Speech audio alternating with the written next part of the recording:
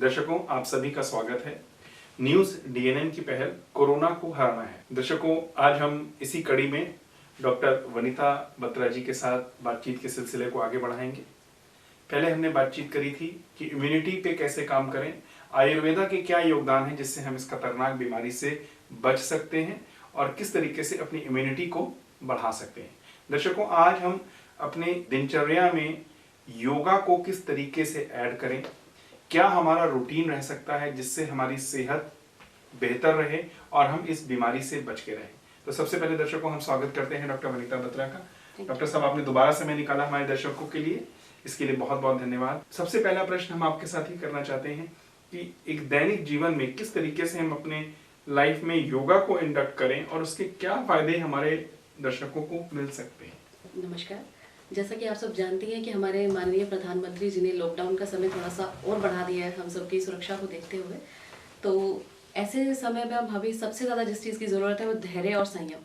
और जब हम धैर्य और संयम की बात करते हैं तो वहाँ योग की अगर बात ना हो तो बात बहुत अधूरी सी लगती है।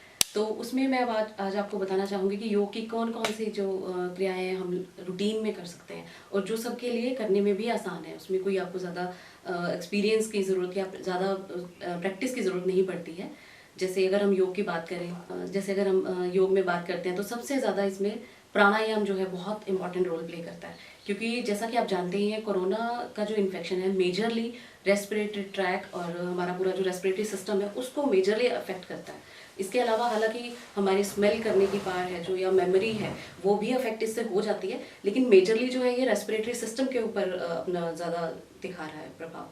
तो उसमें हम क्या कर सकते हैं, क्योंकि नॉर्मली हम क्या करते हैं जब हम ब्रीदिंग करते हैं तो हम 400 से 500 ml ऑक्सीजन इनहेल करते हैं, और अगर हम प्राणायाम प्रैक्टिस करते हैं तो उससे हम 4000 से 5000 ml ऑक्सीजन जो है अपने अंदर ले सकते हैं। और उससे क्या होता है, जो लंग्स हैं उनके एक्सपैंड करने की जो कैपेबिलिटी है काफ़ी बढ़ जाती है और अल्टीमेटली फिर वो चीज़ हमें हेल्प करती है। जैसे अब आप देख रहे हैं कि अफेक्ट तो कोरोना से बहुत लोग हो रहे हैं, लेकिन जो डेथ है वो कुछ एक पर्टिकुलर लोगों की हो रही है। उसमें सबसे बड़ा कारण यही बनता है, अगर लंग्स पहले से ही आपके स्ट्रेंथन अप नहीं है तो वो चीज़ आपको फिर और ज़्यादा डिफिकल्ट सिचुएशन में डाल देती है।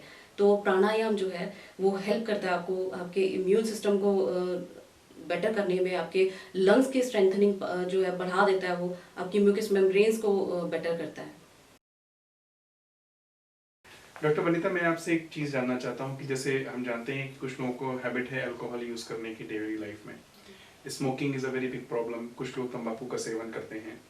इन परिस्थितियों में चलिए जो आदतें हैं वो तो हैं, लेकिन उन लोगों को क्या विशेष सावधानियां रखनी चाहिए? देखिए, इसमें ये तो बिल्कुल निश्चित तौर पे ये तो सबको पता ही है। अगर एक आम इंसान की जो हमारी कैपेबिलिटी रहती है, रोग प्रतिरोधक क्षमता भी और लंग्स की कैपेसिटी भी एक नॉर्मल इंसान की हमेशा बेटर होती है जो अल्कोहल यूजर्स हैं या स्मोकिंग करते हैं। तो स्मोकिंग तो स्पेशली इसमें बहुत ही ज़्यादा हार्मफुल रहता है लंग्स के लिए। लंग्स की जो कैपेसिटी एक्सपैंड करने की कैपेसिटी है वो बिल्कुल उसमें इम्पेयर्ड हो जाती है स्मोकिंग वाले लोगों में।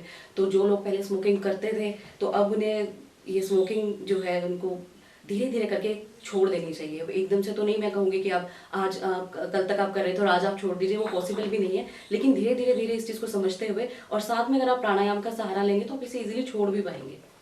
डॉक्टर वनिता, मैं चाहता हूँ जैसे आपने प्राणायाम की बात करी, अब इसके बाद सुबह प्राणायाम शुरू हो गया, क्या रूटीन एक्टिविटी पूरे दिन में होनी चाहिए जिससे बंदे को कुछ फायदा मिले? जी बिल्कुल। प्राणायाम में मैं थोड़ा सा और एलैबोरेट आपको करना चाहूँगी। प्राणायाम में भी स्पेशली भस्त्रिका प्राणायाम है।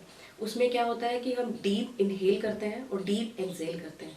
सबसे अच्छा जो लंग्स को स्ट्रेंथन करने के लिए कोई क्रिया है तो वो भस्त्रिका प्राणायाम है, जिसमें हम क्या करते हैं, इस पूरे क्रिया में हम 5 सेकंड का टाइम जो एवरेज ले सकते हैं। जैसे डीपली इनहेल किया और फिर उसको डीपली एक्सहेल किया, उससे पूरा आपके जो लंग्स का जो स्पॉन्जी सिस्टम है प्रॉपर वो एक्सपैंड करता है, प्रॉपरली कॉन्ट्रैक्ट करता है, तो आपकी जो कैपेबिलिटी लंग्स की बहुत बढ़ जाती है। दूसरा, इसमें आपको अनुलोम विलोम जो प्राणायाम है बहुत हेल्प करता है।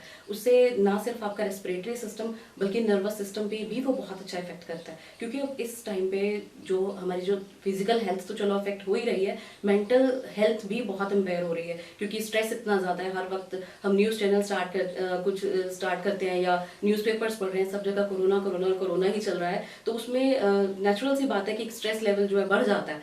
उसमें भी अनुलोम विलोम आपको बहुत हेल्प कर सकता है। इसके अलावा आप कपालभाति कर सकते हैं, जो आपके बाकी के डाइजेस्टिव सिस्टम को भी बहुत अच्छा करता है। और टोटल अगर आपकी फिजिकल हेल्थ अच्छी रहेगी, आपकी मेंटल हेल्थ अच्छी रहेगी, तो आप एक हेल्दी लाइफ जो है लीड कर सकते हैं। और इसके अलावा ये तो हो गई योगा की बात। इसके अलावा अगर हम दिन की शुरुआत जब हम करते हैं, तो आपने ये प्राणायाम किए, उसके बाद आप 4 से 5 गिलास जो है, सुबह तो कम से कम 3 गिलास गर्म पानी का आप सेवन जरूर करें। गर्म पानी में से कहने का मतलब मेरा है कि हल्का गुनगुना पानी, कोसा जिसको हम कहते हैं, कोसा पानी, जी, ल्यूकवार्म वाटर। बिल्कुल बिल्कुल ल्यूकवार्म वाटर आप 2 से 3 गिलास आप बड़े आराम से पी सकते हैं। उसके बाद आप जो है नहाने से पहले आप एक आयुर्वेद में हम यूज करते हैं नस्य। नस्य का मतलब है कि आप नहाने से पहले नारियल का तेल या सरसों का तेल या तिल का तेल, वो आप अपने नॉस्ट्रल्स में, मतलब कि नाक के दोनों हिस्सों में आप अप्लाई भी कर सकते हैं, और एज नेजल ड्रॉप्स 2 से 3 ड्रॉप्स में नाक में आप इंस्टिल भी कर सकते हैं। उससे आपको क्या फायदा होगा? देखिए, ये चीजें तो मैं आपको सब बता ही रही हूँ कि ये करना चाहिए, वो करना चाहिए, पर जब तक आपको ये समझ में नहीं आएगा कि ये काम कैसे कर रहा है, तो मुझे नहीं लगता आप उसको रूटीन लाइफ में आप उसको ले पाएंगे। तो मैं आपको ये बताना चाहूंगी कि जब हम ये नेजल ड्रॉप्स यूज करते हैं या उसको सिर्फ अप्लाई भी करते हैं, तो हमारे जो नेजल एरिया की जितनी भी जो म्यूकस मेम्ब्रेन है, वो स्ट्रेंथनिंग होती है उसकी। उसमें क्या होता है कि अगर कोरोना वायरस आपको इन्फेक्ट करता भी है, तो उस मेम्ब्रेन को इन्वेड नहीं कर पाता, अंदर तक नहीं जा पाता, और आप जो इस बीमारी के संक्रमण से बच सकते हैं, या बहुत मिनिमल हो जाती हैं ये चीज़ें। ठीक है, उसके बाद आप कर सकते हैं, नस्य के बाद हम एक टर्म यूज करते हैं गंडूश। उसमें क्या रहता है कि मुंह के अंदर आप जैसे 5 से 10 ml नारियल का तेल, तिल का तेल या सरसों का तेल, कोई भी ये तेल मुंह में भर के रख सकते हैं 2 से 3 मिनट के लिए। इसे हम गंडूश कहते हैं। ठीक है, इसके बाद आप क्या कर सकते हैं कि उसको आप स्पेट आउट कर दीजिए, जिसे कुल्ला करना कहते हैं, और गर्म पानी से अपना सारा अंदर का जो है आप 2-3 बार और कुल्ला कीजिए। तो उससे आपकी जो है पहले हमने नेजल म्यूकस मेम्ब्रेन की बात करी, अब ये जो बक्कल ओरल कैविटी जो हमारी है, माउथ के अंदर की जो म्यूकस मेम्ब्रेन है, उसको स्ट्रेंथनिंग करने के लिए हम गंडूश करते हैं। उसके बाद आपका आता है गरारे करना, जिससे आपके जैसे जैसे हम रेस्पिरेटरी ट्रैक की बात कर रहे हैं, नेजल मेम्ब्रेन की बात करी हमने, फिर हम माउथ की मेम्ब्रेन की बात करें, उसके बाद थ्रोट की अगर म्यूकस मेम्ब्रेन की बात करें, तो नमक और हल्दी मिलाकर आप उसमें थोड़ा कोसा पानी जो होता है उसके आप गरारे कर सकते हैं। तो ये आपकी इस तरह से आप रूटीन में ये चीज़ें लेकर आएंगे, तो बहुत जल्द हम कोरोना से बच के काफ़ी निकल सकते हैं, और अपने जो भारत को हम विश्व गुरु की हमने जो उपाधि हमें दी गई थी, उसको हम सच साबित दोबारा से कर सकते हैं। दर्शकों, कोरोना हर तरफ फैला हुआ है, महामारी का रूप ले चुका है, लेकिन अगर हम हिंदुस्तान की बात करें, हम अपने प्रशासन की, अपनी सरकारों की बात करें, इतनी अच्छी व्यवस्था करी गई कि जहां पर जब कोरोना हमारे देश में पहला मरीज आया और बाकी के देश को हम देखें, तो आज वो हमसे 1000 गुना आगे निकल चुके हैं बीमारियों के कारण। वो बहुत ज्यादा संक्रमित केसेस उनके पास हैं। हमारा देश कहीं ना कहीं उससे बहुत बच गया।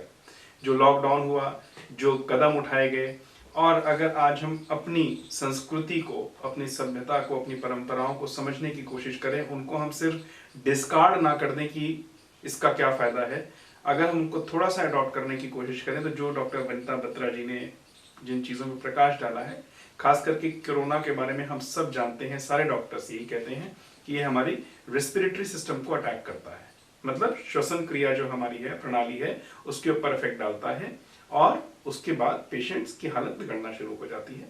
श्वसन क्रिया में ये पहुंच ना पाए, उसके लिए डॉक्टर वनिता बत्रा ने बहुत सिंपल तरीके से आपको बता दिया कि नाक में आप नारियल का तेल डाल दीजिए 2-2 ड्रॉप, गले में आप उसको मुंह में रख करके थोड़ी देर उसको स्पिट आउट कर दीजिए, गरारे कर लीजिए। तो इससे हम बहुत हद तक जो हमारे अंदर पेनिट्रेशन के चांसेस हैं उसके हम बच सकते हैं। प्राणायाम से जो लाभ हमें मिल सकता है वो डॉक्टर वनिता जी ने हमें बता दिया। हम उम्मीद करते हैं कि अगर हम ये छोटी सी, ये कोई बहुत लंबी चौड़ी क्रिया नहीं है, अगर हम ये 5 मिनट 10 मिनट के लिए अपने लाइफ सिस्टम में, डेली रूटीन में इसको अडॉप्ट कर ले जाते हैं, तो दर्शकों, हमारी जो आयुर्वेद की प्रणाली है वो इतनी मजबूत है। पहले भी हमने कहा था कि ये जड़ों का ट्रीटमेंट करती है, इट ट्रीट्स आवर रूट्स। तो अगर हम इसको अडॉप्ट करते हैं तो हो सकता है सिर्फ कोरोना ही नहीं, आने वाले समय में बहुत सारी ऐसी बीमारियां हैं, ऐसी चीजें हैं जिनसे हम बच करके निकल जाएंगे। सिर्फ जीवन शैली को थोड़ा सा परिवर्तित करने की जरूरत है, और उसमें ऐसा कुछ भी नहीं है कि जो आपको एक्सटर्नली बहुत कुछ करना है। ये बहुत छोटी छोटी चीजें हैं जो घर में अवेलेबल होती हैं, हमें सिर्फ उनको अडॉप्ट करना है। 3 ग्लास गर्म पानी, कोसा पानी आप सवेरे पी लीजिए। जो हमारी आदत होती है सवेरे उठते ही बेड टी लेने की, उसकी जगह हल्का सा कोसा पानी यूज कर लीजिए। हो सकता है उससे भी हमारे जीवन शैली में बहुत कुछ परिवर्तन हमें नजर आने लग जाए। दर्शकों, आज के इस सिलसिले को, बातचीत को हम यहीं पे खत्म करते हैं। जल्द ही डॉक्टर साहब के साथ हम बाकी मुद्दों पर बात करेंगे। जैसे आयुष की तरफ से एक गाइडलाइंस आई हैं सरकार, भारत सरकार की तरफ से, उसमें उन्होंने बड़ी सारी चीजें बताई हैं कि किस तरीके से हम इस कोरोना की बीमारी से बच सकते हैं या उसके संक्रमण को कम कर सकते हैं, चांसेस को। तो अब उसके बाद हम डॉक्टर साहब से उस बारे में बातचीत करेंगे। आज के लिए हमें इजाजत दीजिए। नमस्कार। डॉक्टर साहब, आपने समय निकाला हमारे दर्शकों के लिए, इसके लिए आपका बहुत बहुत धन्यवाद। Subscribe to our YouTube channel News DNN by clicking the bell icon. Don't forget to like, comment and share.